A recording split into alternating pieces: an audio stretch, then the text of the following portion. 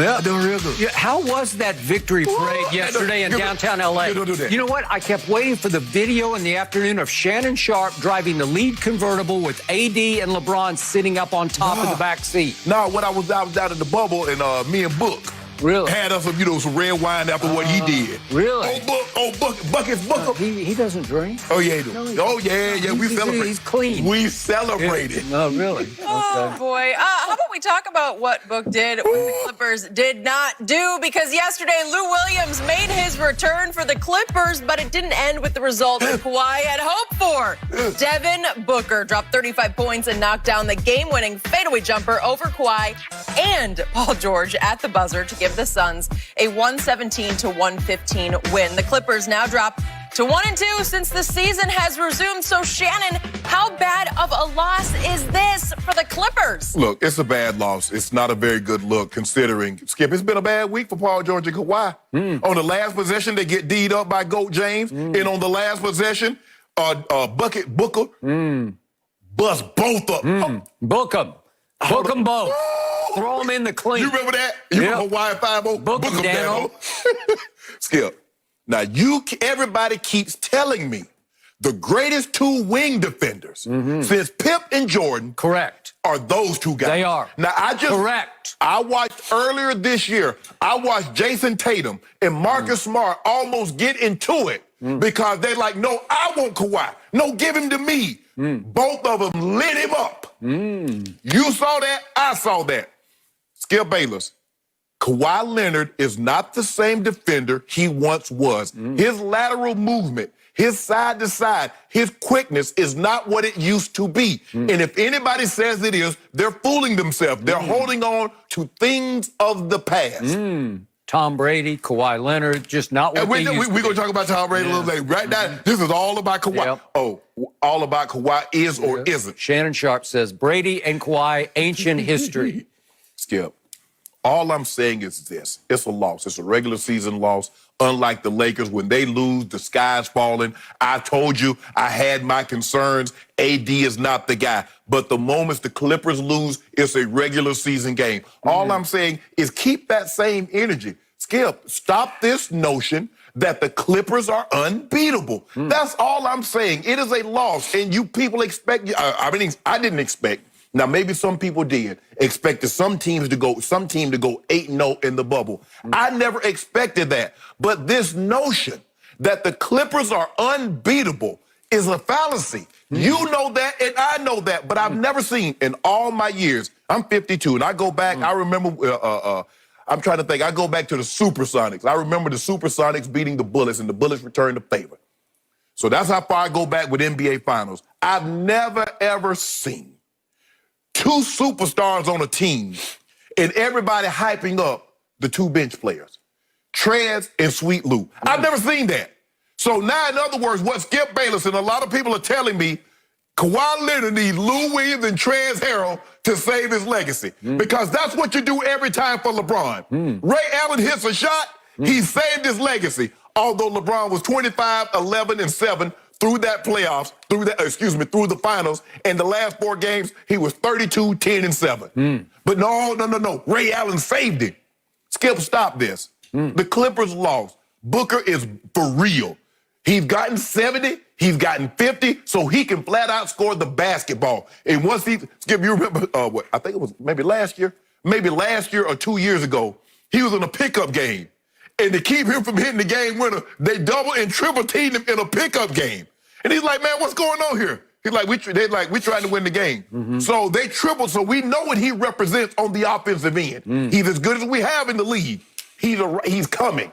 But Skip, he did a number on him. I'm just trying to figure out how do you have two great wing defenders and can't nobody cool him off. Where's the cooler? Not Paul George. Got him. Kawhi didn't even want it. Skip Bayless, you need to stop this. All I'm saying is I haven't started. No. All I'm saying is this. They've lost 2 of their 3 games. And when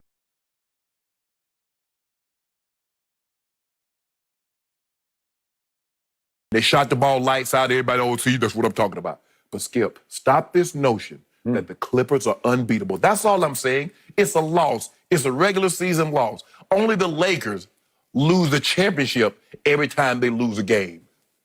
Stop, okay? Can we just pause? I'm about to start. Thank you very much. You know what? You were right. The Clippers got exposed yesterday. They got exposed as a team that is much mentally tougher than your Lakers.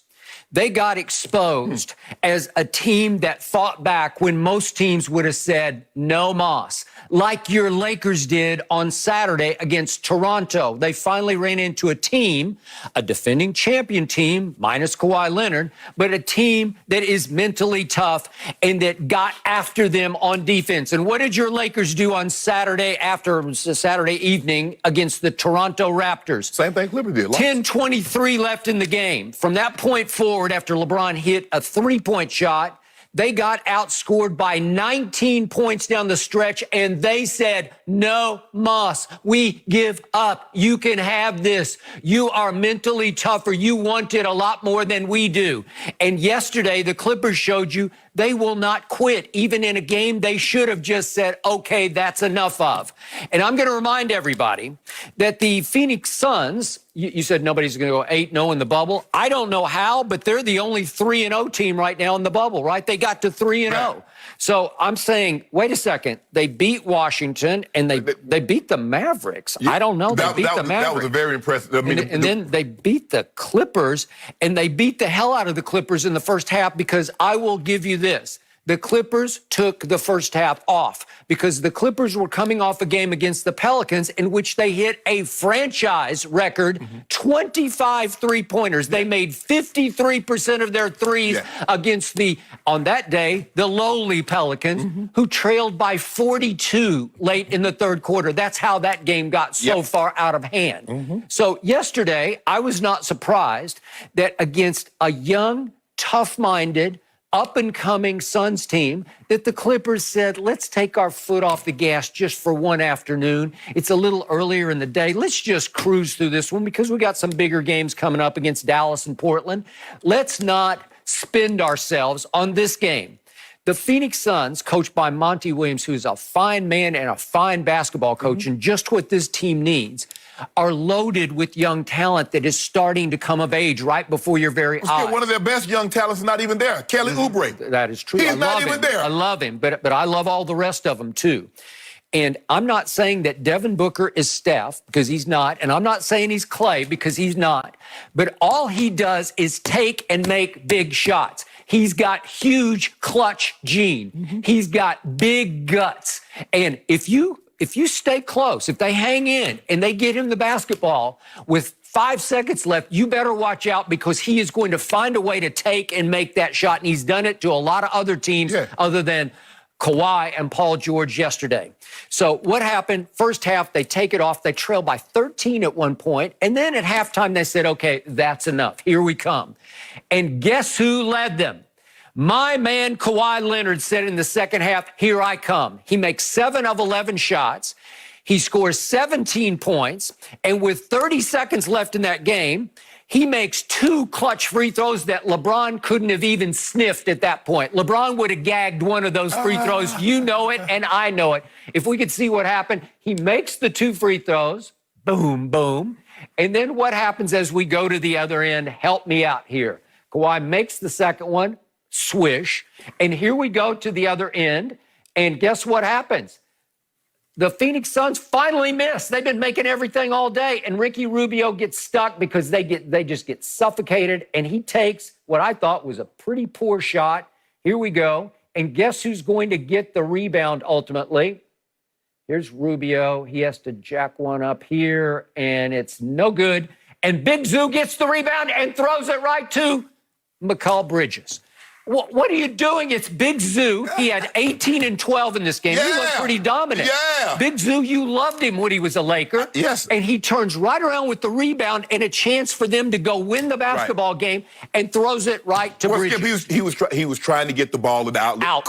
He was trying to get an outlet, and there was a hand in the way, and that's the end of that story, because all of a sudden it's timeout, Phoenix, and they get, with 5 seconds left, the last shot in question. So what happened on the last shot? He hit Devin Booker couldn't find a crack anywhere. He tried and he tried and he wheeled and he dealed, and there was Kawhi jumping in his path, and there's nowhere to go. There's nowhere to go, and he finally pivots, wheels, falls away. Can you contest any better than Paul George And he fouled contested? him and won. Okay, can you contest it any better without actually blocking the shot? I don't know. LeBron did. No. LeBron did. Yeah. LeBron contested PG. You know what? That's where on the playground you just say, too good, congratulations, see you next time. Skip, That's what you say. And he fouled him. And he hit him on the wrist. Paul George hit him on the wrist. Skip, you said Devin Booker is not Clay. He's not Steph. He's different. Clay is more catch and shoot. Steph has range and Steph has handles. Book can put the ball on the floor and get to the mid-range. He's more mid-range. Now, he hit some big threes yesterday because it seemed like every time the Clippers was about to make a run, Book did something spectacular to quell that run. They have a young team. DeAndre Ayton, Skip, he's a 7-footer, but he's more old school, prototypical. Back to the basket. Yes, does he have three-point in his diet? Yes, he has that. But that's not a steady diet. Wish Joel Embiid would look at him and say, you know what, I need to stop shooting some of these threes. Yep. But Skip, at the end of the day, I want to hear all that. So the Lakers like, man, this is an early afternoon. Toronto's in the East. We don't really care nothing about this. You didn't say that. What I'm noticing is... Toronto is the defending champ. Now they the defending champs when I said that yesterday. Well, but they didn't have Kawhi. Somebody seriously. Whoa. Time out.